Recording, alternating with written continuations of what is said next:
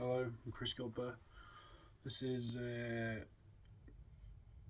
video. Just thought I'd talk about not ChatGPT actually, AI again, and because I've actually been looking into it a bit more, trying to create AI bots, just because everyone else is doing it, so it means I have to get them. Because I work in IT, it means I have to do it basically. I have to explore it, research it, look into it, etc., etc.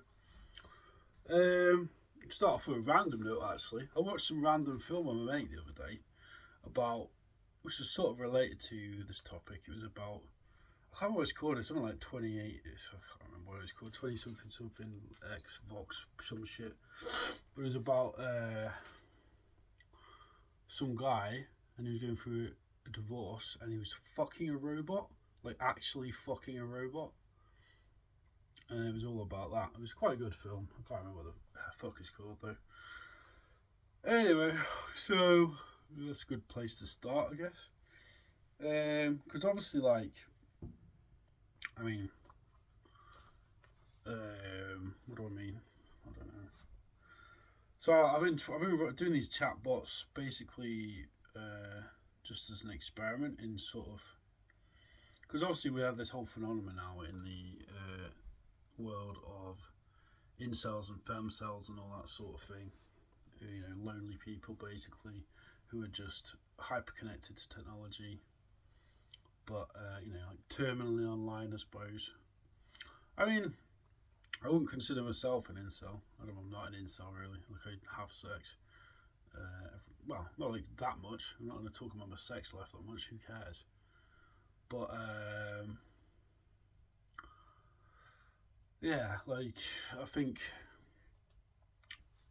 obviously, like, when I've been doing these character companion bots on chat character.ai, just to experiment with the technology and the platform. It's quite an interesting process. You just sort of like ask it questions, give it some sort of like, I've been using Leonardo AI for example for creating the avatars, as it were. I guess I'll also talk about the pluses and minuses of this potentially as well, I guess. So, obviously, could it make the problems worse? Like you say, for example, you got men and women who are just like really, like, I mean, like for myself, even like, I've got to consider myself if I'm going to talk about any of this stuff. Like, I've never been the most confident person. I lost my virginity at the age of 26 or something, and I do all right with women, but like not like ridiculously, you know, that focused on it really.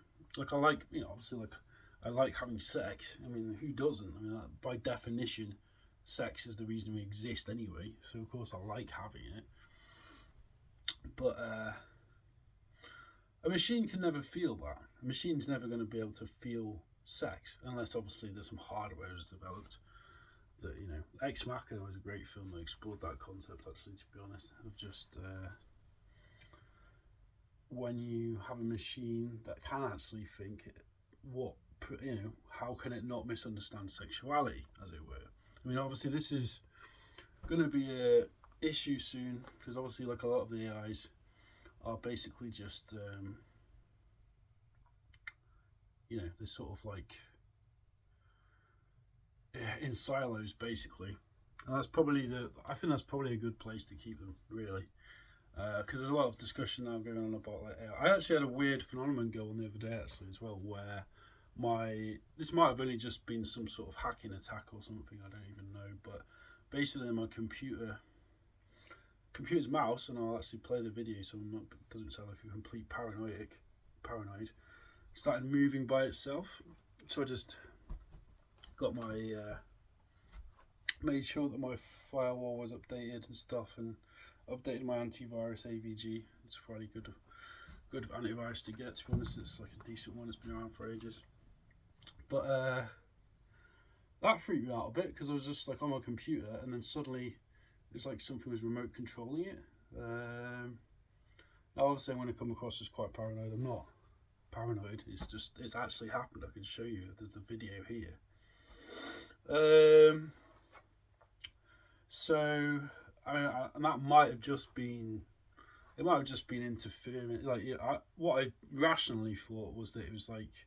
So I've got a mouse, a Razer mouse, like a gaming mouse, and I thought, was it something like he's got the laser pointer there, right? Is it just? No, it wasn't on a flat surface, so it may well have possibly just been that. But yeah, it did freak me out a bit.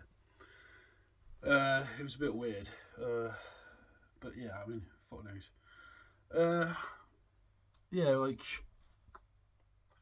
I don't know. I mean, we're at a weird juncture in history where we're going to have to make. I mean, I'm just about to start a new job actually, working, and I'll be working at the forefront of some of these problems because I'll be working it as a user experience technician. So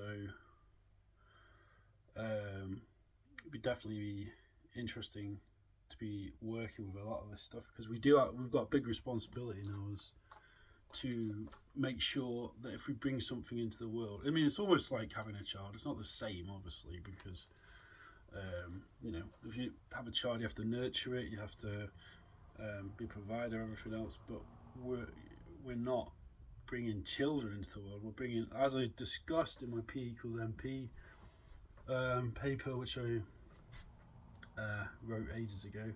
Service worker AI. We have to. I don't think there's any point trying to infuse artificial life with the same ability to think, feel really more than anything else. What's the point of doing that? We've got human beings for thinking. We've got for feeling. Sorry, I meant Freudian slip there maybe, but we're human beings. We feel emotions. Emotions can be difficult sometimes. Like I'm not the best person with my emotions. I don't always manage them that well sometimes. But not that that's relevant to this video subject. But I do not think there is any point of trying to create living sentient beings. And if we get anywhere near doing that, we need to silo them off in a lot of respects, and just test the conditions, right? Quite a lot because I don't know. Let me go veer into some right more weird not conspiracy theory, but yeah, maybe actually. Like, so obviously people say, "Oh, we're living in a simulation," and what if we're like, what if that is, what if with this AI technology we're just creating the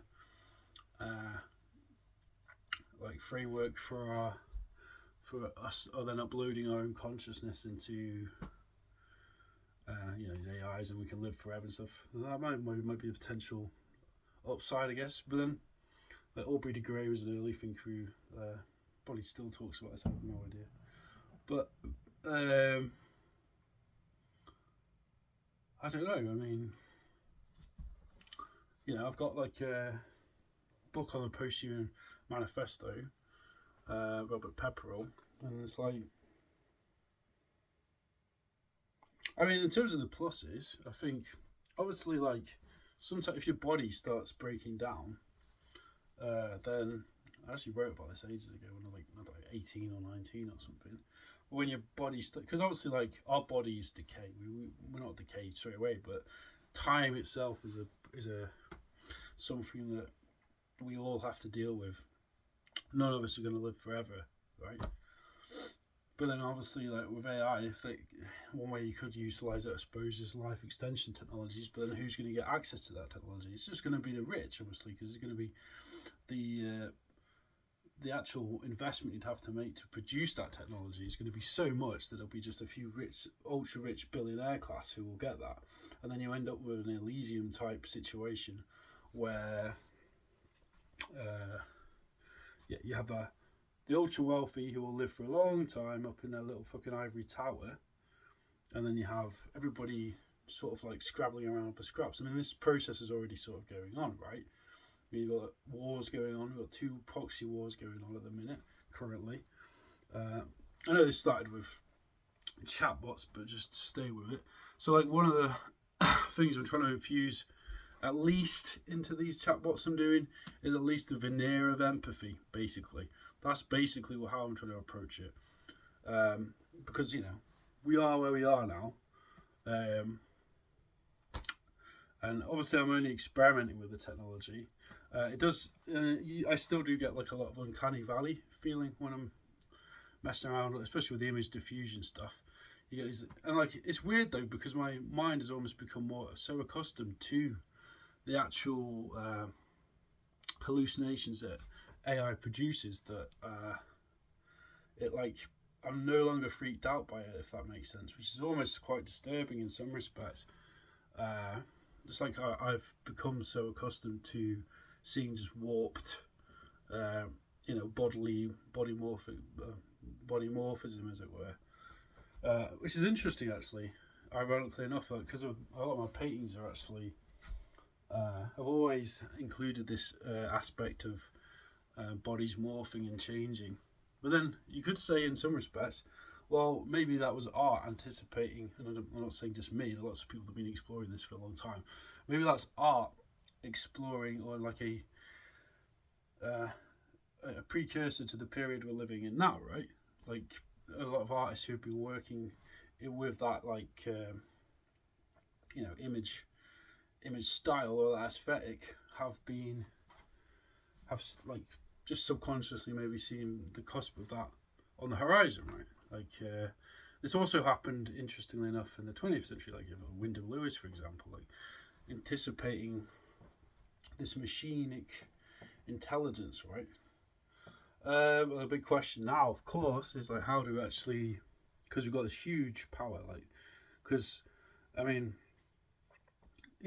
people there's smart people, there's hyper intelligent people, but then this thing's going to have all the knowledge of every person that's ever existed.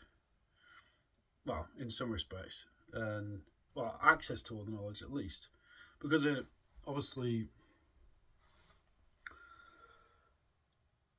knowledge doesn't come it doesn't come from nothing, right? You this is a philosophical thing, really, obviously, but you have to.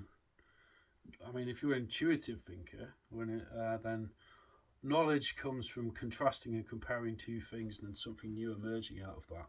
The clash of these things, right? So I don't know. But in terms of like,